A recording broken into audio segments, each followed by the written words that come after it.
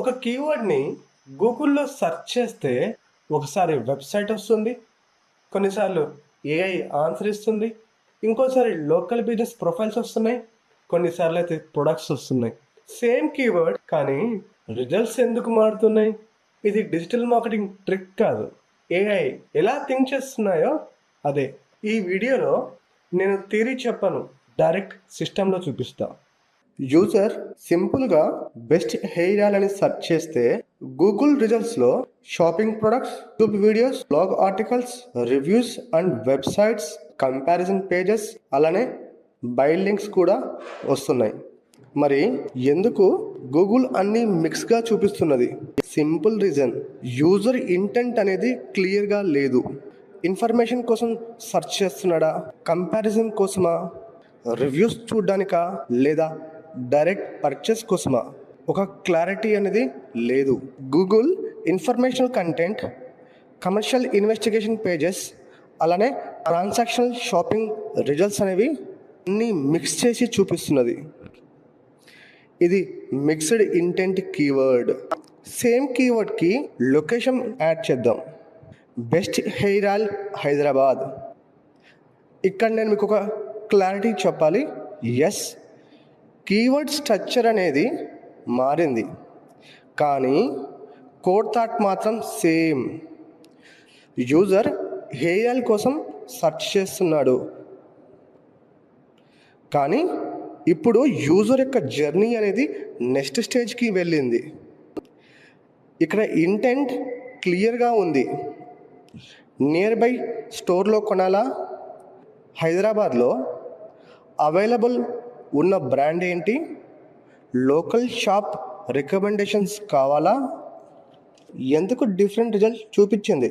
ఇక్కడ గూగుల్ చూస్తున్నది location based, అలానే కమర్షియల్ ఇంటెంట్ అనేది కీవర్డ్లో ఉంది కాబట్టి. అందుకే ads, Google my business profiles, అలానే nearby stores, e commerce, buy links, websites అన్నీ కలిపి చూపిస్తున్నది. కీవర్డ్కి క్వశ్చన్ టైప్లో అడిగితే ఏఐ ఆన్సర్ ఇస్తుంది ఫస్ట్, దాని తర్వాతనే లొకేషన్స్, ప్రొడక్ట్స్, బై లింక్స్ ఇవి కూడా చూపిస్తుంది.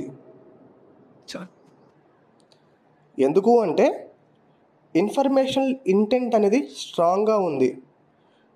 గూగుల్ ట్రై చేస్తుంది ఫస్ట్ ఆన్సర్ ఇవ్వాలి, అలానే దాని తర్వాత ఆప్షన్స్ ఇవ్వాలి అని. ఇప్పుడు మెయిన్ లాజిక్ వినండి.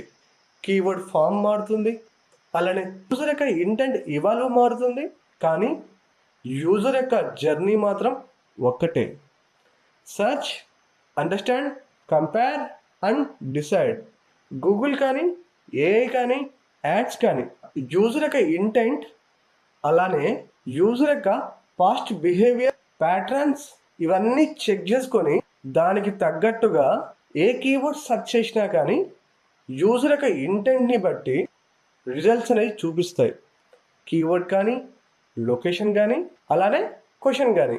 అలానే చెప్పి కీవర్డ్స్లో లొకేషన్ యాడ్ చేస్తున్నప్పుడు, అలానే కీవర్డ్స్లో క్వశ్చన్ యాడ్ చేస్తున్నప్పుడు దాని రిలవెంట్ ఆన్సర్స్ ఉండవని కాదు, అది యూజర్ యొక్క ప్యాటర్న్ని బట్టి రిజల్ట్స్ అనేవి చూపిస్తుంది. మన అందరం అలాగే చేస్తాం కదా. ఫస్ట్ మనం సెర్చ్ చేస్తాం, అదే ప్రోడక్ట్ని మనం కంపేర్ చేస్తాం, క్వశ్చన్స్ అడుగుతాం, లాస్ట్లో బై చేస్తాం. డిజిటల్ మార్కెటింగ్ అంటే సిస్టమ్ని మ్యానిపులేట్ చేయడం కాదు, యూజర్ని అర్థం చేసుకోవడం. మీరు స్టూడెంట్ అయినా, బిజినెస్ ఓనర్ అయినా ఈ థింకింగ్ అనేది అర్థమైతే ఎస్ఈఓ, యాడ్స్, ఏఐ అన్నీ ఈజీగా అర్థమవుతాయి. ఈ థింకింగ్ స్టెప్ బై స్టెప్ నేర్చుకోవాలంటే, లేదా మీ బిజినెస్కి కరెక్ట్ స్ట్రాటజీ కావాలంటే డిస్క్రిప్షన్లో నా నెంబర్ ఉంటుంది, పింక్ చేయండి. మీరు కనుక నా ఛానల్ని ఫస్ట్ టైం చూస్తుంటే డిజిటల్ మార్కెటింగ్ ఇన్ తెలుగు ఈ ఛానల్ని సబ్స్క్రైబ్ చేయండి.